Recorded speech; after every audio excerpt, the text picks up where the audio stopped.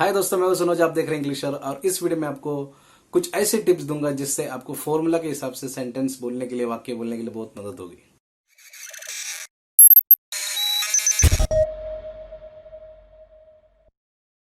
अगर आपने मेरे पुराने वीडियोस देखे तो आपको पता होगा कि किस प्रकार से मैंने अलग अलग टिप्स आपको बताए हैं शुरुआत में कि किस प्रकार से आपको इंग्लिश बोलना है, बोलते समय क्या क्या बातें ध्यान में रखनी चाहिए। इंग्लिश सीखने की जो प्रोसेस है उसमें मैंने कुछ बातें जो सीखी आप लोगों को बताना चाहता हूँ। और मैं ये सोचता हूँ कि अगर आप ये चीजों को ध्यान में रखेंगे तो जरूर आपको बहुत फायदा होगा, क्योंकि बात है कि जब हम इंग्लिश को सीखते हैं तो बहुत सारी बातें ऐसी है कि जो हमको ध्यान में रखना चाहिए। 5 ऐसे इंपॉर्टेंट टिप्स मैं आपको दूंगा। सबसे पहला टिप जो आपको मैं देना चाहता हूं, सबसे पहली बात यह है कि डेसिफरिंग द टेंस। कौन से भी सेंटेंस बोलने से पहले सबसे इंपॉर्टेंट चीज आपको समझ में आना चाहिए कि ये टेंस कौन सा है। टेंस को आपको समझने के लिए फॉर्मूला को समझना पड़ेगा।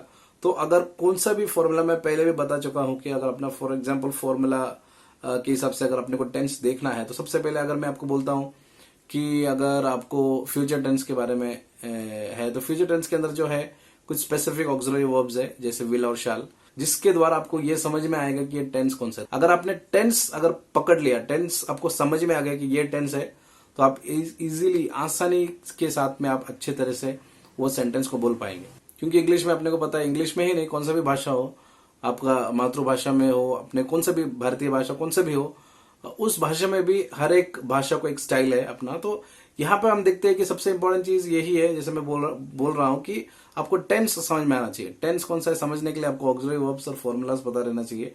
तो काल वो आपको समझ में आया, समझ में आना या काल को समझना सबसे इंपॉर्टेंट चीज है। वो सबसे पहली बात है, वो सबसे पहला पॉइंट है। और उसको काल को किस प्रकार से समझना है उसके लिए आपको ऑक्सिलरी वर्ब्स के ऊपर बहुत ध्यान देना पड़ेगा। फॉर एग्जाम्पल अगर मैं बोलूं I will go to Pune tomorrow, I will go to Pune tomorrow मतलब आई विल आ गया, टुमारो आ गया, टुमारो मतलब कल, आने वाला कल। तो I will go to tomorrow, तो विल आया, इसका मतलब क्या है, ये फ्यूचर टेंस है। तो इस प्रकार से हम डेसिफर कर सकते हैं कि कौन सा टेंस है। तो सबसे इंपॉर्टेंट चीज है कि आपको टेंस समझना चाहिए। अगर मैं ऐसा बोलूंगा कि मुझे एफिल टावर देखना है तो उसके लिए हम कैसे बोलेंगे, I want to see Eiffel Tower. अगर सिंपल प्रेजेंट टेंस में बोलना है, मैं एफिल टावर देखूंगा, I will see Eiffel Tower, तो विल आ गया, इसका मतलब ये क्या हो गया, फ्यूचर टेंस हो गया। तो सबसे पहले इंपॉर्टेंट चीज ये कि आपको ये चीज को समझना है कि वो जो टेंस कौन सा है। टेंस अगर आपको समझ में आया तो आप आसानी से वो सेंटेंस बना सकते हैं। दूसरा जो सबसे इंपॉर्टेंट टिप वो ये है कि रिकॉग्नाइजिंग द सब्जेक्ट। आपको सब्जेक्ट कौन सा है पता करना बहुत ही इंपॉर्टेंट है। अगर मैं आपको बोलता हूं, फॉर एग्जाम्पल एक छोटा सा सेंटेंस बोलूंगा, मेरे शहर के लोग रोज सुबह 5 बजे उठ के जॉगिंग करने जाते हैं, अगर ऐसा मुझे बोलना है तो ये सेंटेंस मैंने हिंदी में बोला, आपको इसको इंग्लिश में करना है। तो सबसे इंपॉर्टेंट चीज आपको समझ में आना चाहिए कि इसके अंदर काम करने वाला कौन है, कर्ता कौन है। तो कर्ता कौन है, मेरे शहर के लोग। तो उसको इंग्लिश में कैसे बोलेंगे, the people of my city, the people of my city.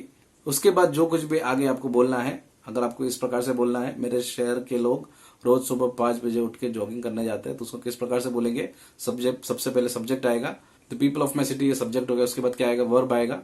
तो वर्ब क्या है, जॉगिंग करने के लिए। तो कैसे बोलेंगे, the people of my city go for jogging at 5 AM in the morning, नहीं तो अर्ली मॉर्निंग एट 5 AM, ऐसा भी बोल सकते हैं। तो सबसे इंपॉर्टेंट चीज पहला क्या है, मैंने आपको बताया कि टेंस आपको समझना चाहिए। दूसरी बात यह है, आपको सब्जेक्ट को रिकॉग्नाइज करना है। अगर मैं ऐसा बोलूं, मेरे घर के सामने रहने वाला गरीब आदमी, ऐसा मैं बोलता हूं, मेरे घर के सामने रहने वाला गरीब आदमी, इतना पूरा सब्जेक्ट है। तो आप सोचेंगे सिर्फ आदमी सब्जेक्ट है, ऐसा नहीं। तो पूरा मेरे घर के सामने रहने वाला गरीब आदमी, ये पूरा सब्जेक्ट है। तो आपको उसको बोलना है, the poor man who lives in front of my house, मेरे घर के सामने रहने वाला गरीब आदमी रोज दारू पीता है, ऐसा अगर बोलना है। The poor man who lives in front of my house drinks alcohol daily. Okay, तो ये चीज है कि सबसे पहली बात आपको टेंस क्या है आपको समझना है। दूसरी बात है कि सेंटेंस के अंदर कर्ता कौन सा है वो आपको समझ में आना चाहिए। अभी तीसरा जो टिप है कि फॉर्मूला क्या है, फॉर्मूला को सेंस करना है, सेंसिंग द फॉर्मूला, ये तीसरा टिप है। फॉर्मूला को सेंस करना है। फॉर्मूला को हम किस प्रकार से सेंस करेंगे, आपको फॉर्मूला का स्ट्रक्चर समझ में आना चाहिए। अगर मैं बोलता हूं, जैसे मैंने अभी पहला जो सेंटेंस बोला है वो ही मैं लेता हूं, मेरे घर के सामने रहने वाला गरीब आदमी रोज दारू पीता है, इसका मतलब क्या है, वो कौन सा टेंस है, प्रेजेंट टेंस है। तो प्रेजेंट टेंस का फॉर्मूला क्या है, subject plus verb in present plus object, मतलब subject plus V1 plus object. तो उसको कैसे बोलेंगे, the poor man who lives in front of my house drinks alcohol daily. कभी भी ध्यान में रखना, समय जो है सबसे लास्ट में आएगा। तो जैसे मैंने बताया, आपको सेंस करना है कि फॉर्मूला क्या है। सबसे पहले हमने देखा टेंस क्या है, कौन सा है, सिंपल प्रेजेंट टेंस है। उसके बाद हमने देखा कि poor man who lives in front of my house, हो गया कर्ता। चौथा जो टिप आपको बोलूंगा वो है बिल्डिंग द फॉर्मूला। आपको फॉर्मूला बिल्ड करना पड़ेगा। फॉर्मूला बिल्ड करने के लिए सबसे इंपॉर्टेंट चीज, फॉर्मूला को जो मेन जो कोर फॉर्मूला है, subject plus verb plus object. अगर वो एक्टिव वॉइस होगा तो subject plus verb plus object, main core formula. अगर वो पैसिव वॉइस होगा तो आपको सबसे पहले ऑब्जेक्ट लगाना पड़ेगा, object plus verb plus object लगाना पड़ेगा। और ये एक्टिव वॉइस पैसिव वॉइस क्या है, उसको हिंदी में कर्तरी प्रयोग और कर्मणी प्रयोग बोलते हैं। कर्तरी प्रयोग बोलो तो हम कर्ता स्टार्टिंग में लगाते हैं, कर्ता के ऊपर जोर देते हैं, इसकी वजह से उसको कर्तरी प्रयोग बोलते हैं। और कर्मणी प्रयोग मतलब कर्म जो है ऑब्जेक्ट को स्टार्टिंग में लेते हैं, इसलिए उसको कर्मणी प्रयोग बोलते हैं। तो आपको फॉर्मूला को बिल्ड करना है। फॉर एग्जाम्पल मैंने जो पहला एग्जाम्पल बताया था वही मैं आपको बता रहा हूं। मेरे घर के सामने रहने वाला गरीब आदमी रोज दारू पीता है, तो उसको हम कैसे बोलेंगे, the poor man who lives in front of my house. ये हो गया हमारा सब्जेक्ट। उसके बाद ड्रिंक्स अल्कोहल, ये क्या हो गया, क्रियापद हो गया। तो ड्रिंक्स अल्कोहल और डेली जो है ये क्या हो गया, ऑब्जेक्ट हो गया। और सबसे आखिरी का जो टिप है, पांचवा टिप, वो है प्रूफ रीडिंग। तो अपने माइंड में ये एक ऐसे प्रूफ रीडिंग कर लेना कि मैं जो बोल रहा हूँ वो सही है, ऐसा एक चेक अब कर लेना चाहिए, उसके बाद हम बोलना चाहिए। तो ये सब चीजें माइंड में आपको चेक करना कि हम बराबर बोल रहे नहीं बोल रहे, इतना कुछ आसान काम नहीं है, फिर भी आप थोड़ा सा कोशिश करना चाहिए, आपसे हो जाएगा।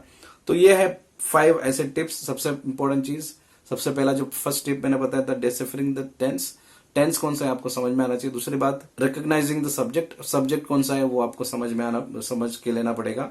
उसके बाद सेंसिंग द फॉर्मूला, उसके बाद बिल्डिंग द फॉर्मूला, और आखिर में प्रूफ रीडिंग। एक चीज मैं आपको बोलना चाहता हूँ, अगर आप किसी को टेक्स्ट कर रहे हो या कुछ ईमेल कर रहे हो, आपके बॉस को ईमेल कर रहे हो, किसको भी ईमेल कर रहे हो, कुछ लिखने से पहले सबसे पहले स्पेलिंग करेक्ट करते हैं।